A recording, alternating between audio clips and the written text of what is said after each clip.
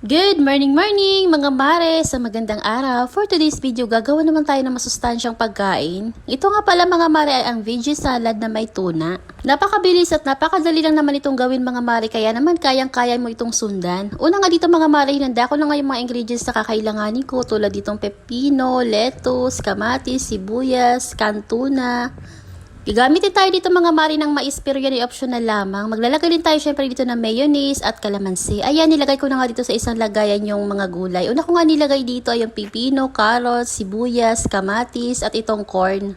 Itong corn naman mga mari, pwede tayo gumamit ito ng nasa lata, pero yan nabili ko lang yung nasa maliit na pack na bonus. Tapos ayan, nilagay ko na nga itong mga lettuce, romaine lettuce pala at curly lettuce yung aking gamit dyan. At ito naman, 3 piraso na itlog na nilaga ko at hiniwa-hiwa ko lang. Inilagay ko na nga rin dito yung maliit na kantuna na 155 grams. Ayan, drainin ko lang yan. Itabi lang muna natin itong sabaw. Bali, yung sabaw niya ay hahatiin lang natin, tapos dyan na tayo maglalagay ng mayonnaise.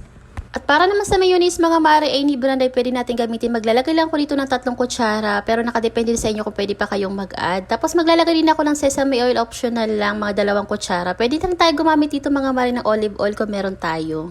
Naglagay na nga rin ako dito mga mari ng pamintang powder, tansya-tansya lang at asin, kaunti lang din. Tapos ayan, mix na natin ito ng maigi. Naglagay din ako dito ng kalating kutsara ng asukal, hindi ko lang naisama sa video. Haluin na natin hanggang sa maging ganito na at try din itong ating dressing. Mas okay din mga mari pagka honey yung ating ilalagay, kaso wala ko available sa bahay, kaya naman asukal na lang yung aking inilagay. Tapos ayan, nilagay ko na nga dito sa mga gulay itong ating ginawang dressing. Pagkalagay ko nito mga dressing mga mare, itong pinaka-sauce niya, hinalo-halo ko lang ito ng mabuti nang sa ganun lahat ng mga gulay ay malagyan ito. Pwede pa nga tayo mag-add dito mga mare ng apple o kaya ng patatas na nilaga, kaso wala na ako available sa bahay kaya carry na to. Sinisimot ko pa nga dito sa lagay yung sauce kasi sayang din naman ito. At ayan mga mare, Diyos ko, napakasarap nito at napaka-healthy. At bukod doon, simpleng-simple nga rin yung mga sangkap na ginamit natin dito mga mare. Talaga naman makikita mo agad dito sa palengke. Pwede rin tayo gumamit dito mga mare ng chicken breast na nilaga kung ayaw naman natin ng canned tuna. Craving satisfied niya ako dyan sa mga oras na yun mga mare, dahil talaga naman favorite namin to ng asawa ko dito sa bahay. Pagka gumagawa nga ako dito, halos naubos nga namin 2 to. Perfect nga nito mga mare sa nagda-diet kung hindi ka magra-rice sa gabi. Ito nga yung ginagawa ko. Ito na nga yung ginagawa kong rice mga mare sa gabi kasi medyo kailangan na natin magbawas ng timbang. Grabe, ang sarap nito mga mare. Try nyo na din.